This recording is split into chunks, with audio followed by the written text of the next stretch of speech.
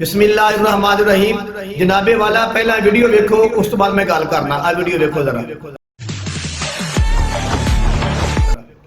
जी हाँ जनाब, वीडियो देख लीजिए।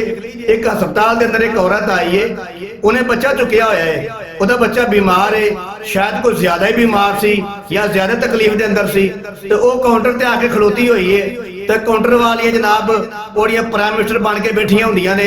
ਕੋਈ ਬੜਾ ਬੜਾ ਅਹੁਦਾ ਸਮਝ ਕੇ ਤੇ ਬੜੇ ਬੜੇ ਆਪਣੇ ਫੰਨਿਆ ਸਮਝ ਕੇ ਬੈਠੀਆਂ ਹੁੰਦੀਆਂ ਨੇ ਕਿ ਇਹਦੀ ਗੱਲ ਨਹੀਂ ਸੁਣਦੀਆਂ।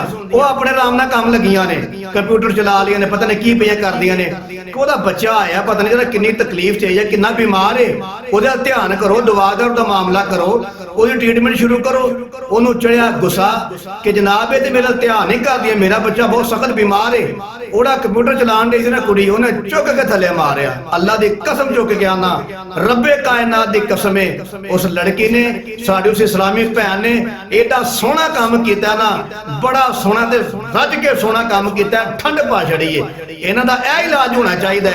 ये उत्थे कुर्सियां ते बैठ के गरीब बंदे दी गल नहीं सुनदियां, ए नहीं वेंदियां कि अगला बंदा मरीज बन के आया, पता नहीं किन्नी तकलीफ दे अंदर है, बच्चे दी किन्नी हालत खराब है।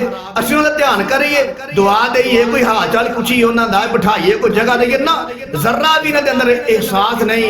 इन्हों के दिल पता नहीं किन्ने डाढ़े हो गए ने, किन्ने पत्थर हो गए ने, राई के दाने बराबर भी इन्हों के दिल नरम नहीं है कि एक बंदा साढ़े को चल के आता है, औरत आई है, बच्चा चुकया, पता नहीं किन्ना क बीमार है, किन्नी टेंशन है, किन्नी परेशानी है। असं सारे काम छड़ के उहदे वल होइए ताकि मैं ना कि जिहड़ा बंदा बीमार दे नाल प्यार मुहब्बत ने पेश आउंदा ना ते अगले बंदे दी बीमारी अद्धी होनी मुक जाती है। लेकिन इन्हां च इन्नी आकड़ है, अल्लाह माफ फरमाए, इन्नी आकड़ पाई जाती है कि बीमार बंदा आवे तो गल नहीं सुनदियां, ओहदे ध्यान नहीं करदियां, तो उन्हें चुक के मारिया कंप्यूटर परां। चंगा कीता हो, इलाज कीता हो, अल्लाह दी कसम चुक के कहना, मैं लख मरतबा सलाम करना उस औरत नूं, उस अपनी इस्लामी भैन नूं। अल्लाह तेनू सलामत रखे मेरी भैन, अल्लाह तेरे बच्चे नूं तंदुरुस्ती सेहत नसीब फरमाए ते लंबी उम्र नसीब फरमाए और खूबसूरत और खूबसूरत इनू बनाए। अल्लाह ताला तुहाडे बच्चे नूं दुश्मन दे शर तो महफूज रखे ते हासिदीन दे हसद तो महफूज रखे।